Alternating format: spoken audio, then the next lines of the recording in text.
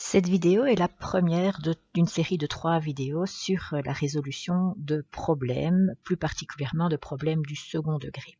Alors quand on veut résoudre un problème en mathématiques, il y a un certain nombre d'étapes par lesquelles il faut passer pour avoir plus facile d'arriver au bout. La première étape, la première et la deuxième sont en fait liées, c'est identifier à partir de l'énoncé quels sont les inconnus, éventuellement à l'aide d'un croquis, et trouver le lien qui lie les inconnus.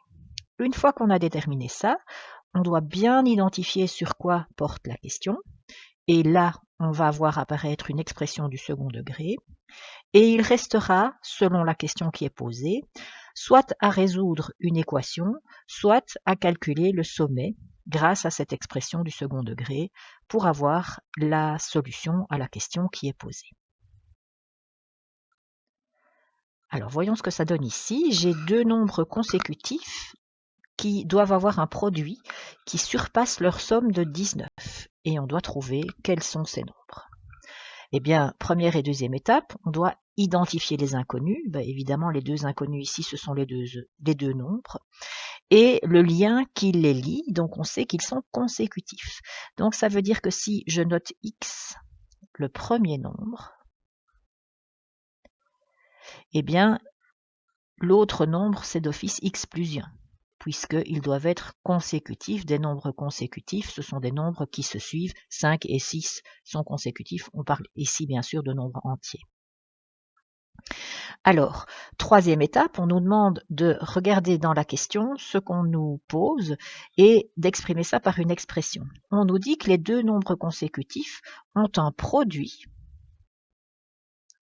qui surpasse leur somme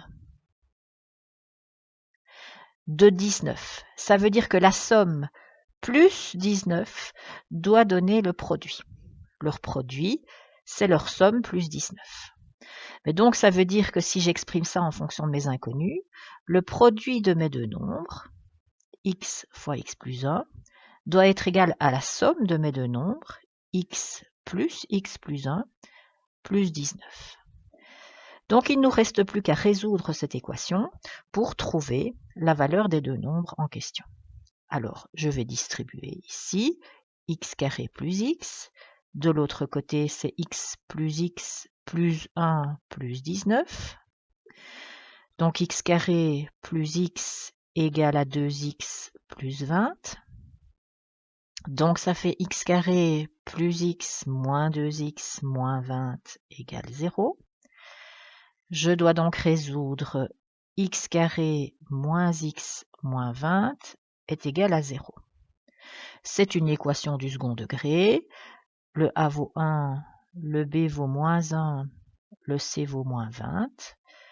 Je calcule ρ, b carré moins 4ac. Ça donne 81. J'ai donc deux valeurs possibles pour x qui s'obtiennent en faisant moins b, plus ou moins racine de ρ sur 2a. Ce qui donne, là je te laisserai faire le calcul, 5 et moins 4. Et donc maintenant il me reste à conclure. On me demandait quels étaient les deux nombres consécutifs qui vérifiaient la condition qui était posée, et j'ai bien déterminé au départ que le premier nombre c'était le x et le suivant, l'autre nombre, c'était x plus 1. Ici, je suis arrivé à deux valeurs possibles pour x.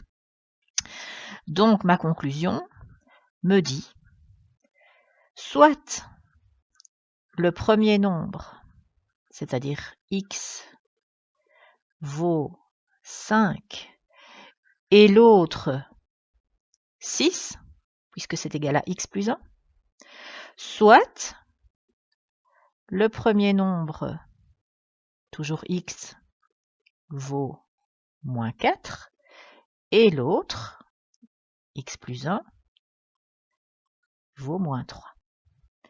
Et voilà, j'ai terminé, j'ai trouvé deux nombres consécutifs dont le produit surpasse leur somme de 19. J'ai deux possibilités, j'ai deux couples de points possibles, deux couples de valeurs possibles, soit 5 et 6, soit moins 4 et moins 3. Tu peux vérifier, on ne me demande pas, mais on va le faire pour 1, vérification. si on fait 5 fois 6, on est censé avoir la même chose qu'en faisant 5 plus 6 plus 19. Le produit des deux, 30. La somme des deux, 11. 11 plus 19 donne bien 30. J'ai bien que le produit de ces deux nombres surpasse de 19 leur somme. Deuxième problème, quelle est la longueur des deux aiguilles d'une horloge, sachant qu'à midi, la distance entre les deux extrémités vaut 17 cm et qu'à 9 heures, elle vaut 85 cm. Alors, on va faire un petit schéma. Voilà mon horloge, la grande aiguille et la petite aiguille à midi. Et de nouveau mon horloge, ma grande aiguille et ma petite aiguille à 9 heures. Les inconnus, c'est évidemment la longueur des deux aiguilles. Je vais appeler X la longueur de la petite aiguille. La première information qu'on m'a donnée, c'est-à-dire le à midi, à midi, on me dit que la distance séparant les extrémités des deux aiguilles est de 17 cm. Donc on voit bien sur le dessin que quand je prends la longueur de la petite aiguille et que je rajoute 17, j'obtiens la longueur de la grande aiguille. Voilà mes deux inconnus exprimés en fonction de x. Je dois maintenant trouver une expression mathématique qui va me permettre de trouver justement quelles sont ces longueurs. Et pour ça, je vais utiliser la deuxième information qu'on m'a donnée. On m'a dit qu'à 9 heures, la distance entre les extrémités des aiguilles est de 85 cm.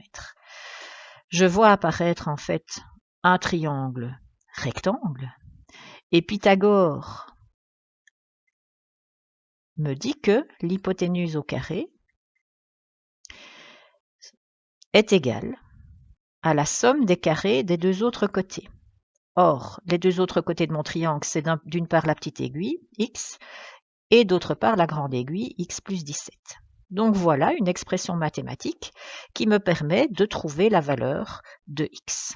Je vais résoudre ça, donc ça me fait 7225, 85 au carré, est égal à x carré, plus, alors si tu ne connais plus tes produits remarquables, pas de souci, x plus 17 au carré, c'est x plus 17 fois lui-même, et je peux faire le double produit.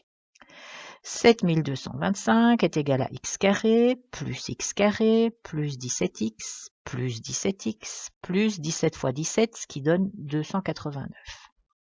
Je ramène tout à droite, 0 égale 2x carré, plus 34x, plus 289 moins 7225, ça fait moins 6936. Je dois donc résoudre une équation du second degré pour trouver la valeur de x. Je vais passer par le a qui vaut 2, b qui vaut 34, c qui vaut moins 6936. Je calcule ρ. B carré moins 4ac. Alors ça donne 56 644. C'est positif. Donc, il y a deux valeurs possibles pour x qui s'obtiennent en faisant moins b plus ou moins racine de ρ sur 2a. Alors bien sûr, il faut le faire à la calculatrice. Ça donne 51 d'un côté et moins 68 de l'autre. Ce sont les deux valeurs de x mathématiquement possibles. Maintenant, réfléchissons un petit peu. X, c'est censé être la longueur de la petite aiguille. La longueur de la petite aiguille ne peut donc pas être négative. Donc ça, c'est pas possible, car une longueur est d'office positive. Donc c'est dû au fait que x représente une longueur que cette valeur-là doit être rejetée. Du coup, on peut conclure